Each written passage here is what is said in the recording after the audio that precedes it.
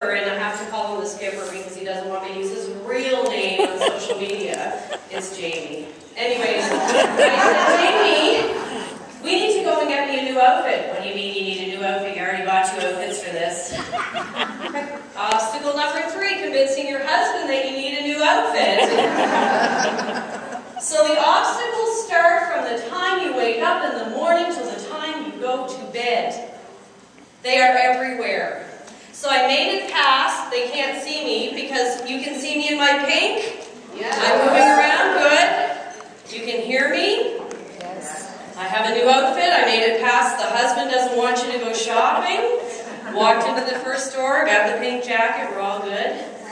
And now I'm here. And now you're here. So today we're going to talk about obstacles. We all have them. We have them in the form of stuff. You have them on your table right now. There's a bit of clutter happening there. You want to be able to get to your notes. You have them in your home and your office. You have them on your body. And as you heard, I've lost 14 pounds this year. On somebody who's 4'10" and a half, I'd like to have. It's 2 sizes. But do you know how hard it takes and how much effort for somebody of my size to lose 14 pounds? I had to stop eating bread. And it happened. There's clutter in your time, the obstacles, making the choices about what you want to do. In your relationships, it's all about obstacles and clutter. And today I'm going to share some stories. Stories about my clients, with their permission. None of them are in the room right now, so you're okay. Don't worry, Kathleen. I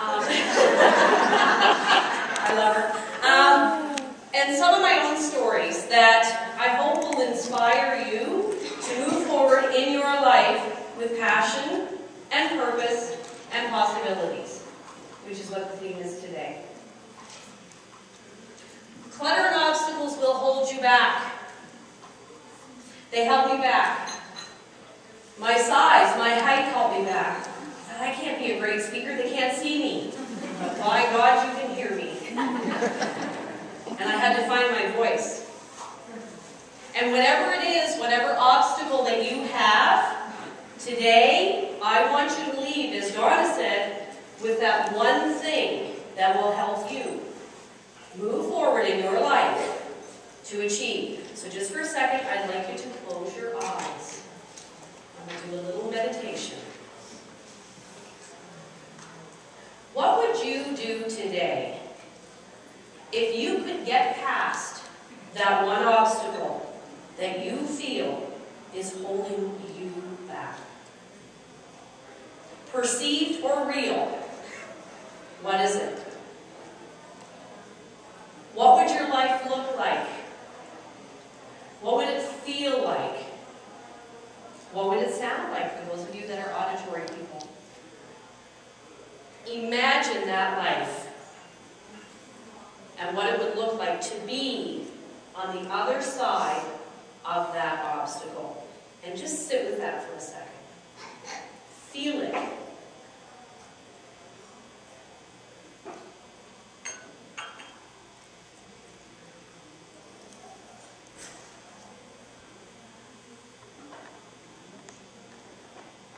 So we'll come back to the room, and I'll try to get my PowerPoint advanced, but I'm going to have to do it old school. There we go. Would it feel like this? Like when you were a kid, sitting on a park bench, having blue ice cream with your cousins, and it's dripping down your chin, and the whole world ahead of you is full of possibilities. And the little guy in the end in the blue is our youngest Eric. And look at him. He is loving life. You will love your life. At least in this room for the next 45 minutes. I want you to be here, to be open, to be present, and to listen. Because this excites the hell out of me, and I swore. Being able to help you remove obstacles, that's what I was born for. And it's taken me 46 years to figure it out. I'll be 47 next month. And it's taken me that long, and it's been quite a journey. And I wouldn't give up any piece of the journey, because that's all those experiences, that is my education. It's not in the form of a degree or a master's or any of those things. It's the school of life. And I'm here to share with you those experiences and the client experiences. So let's get into the first thing. Let's get into your stuff. Stuff. Do either of these pictures look familiar? I had to put, well, yeah. Oh, okay, I see a lot of nodding heads. Now, there is a lady buried. Yeah, okay, people pointing at their friends. They've seen your office. Stuff. And when we start on this journey of removing obstacles and decluttering and getting rid of the stuff that doesn't help you move forward, this is key. You can do all the self-help you want, all the therapy, you can do it all. And then you go home to your house, and it's screaming at you when you hit the door. Is your home your haven? Yes. Is it? Yes. Yes. If it isn't today, you need to go back and make it. You need to make your home, your bedroom, your environment the most inviting, loving place that you can be in, because that is the space that nurtures you. How does your office feel when you go in? Do you feel powerful? Do you feel like you're getting stuff done? Or do you feel like you want to turn around and walk out the door? What does it feel like? And the reasons for getting rid of stuff, oh, and I use the word sucks. Oh, another bad word. Because it does. It really sucks. So think about the reasons for getting rid of the clutter. Could be stress. Now your stress in relation to clutter could be different from my stress. A couple of papers on my desk might cause me a great amount of stress. It might not bother you. Stress and clutter and all this stuff is very individual to the person. It is your life. It's your life. Stop letting people should on you. You should have your office this way.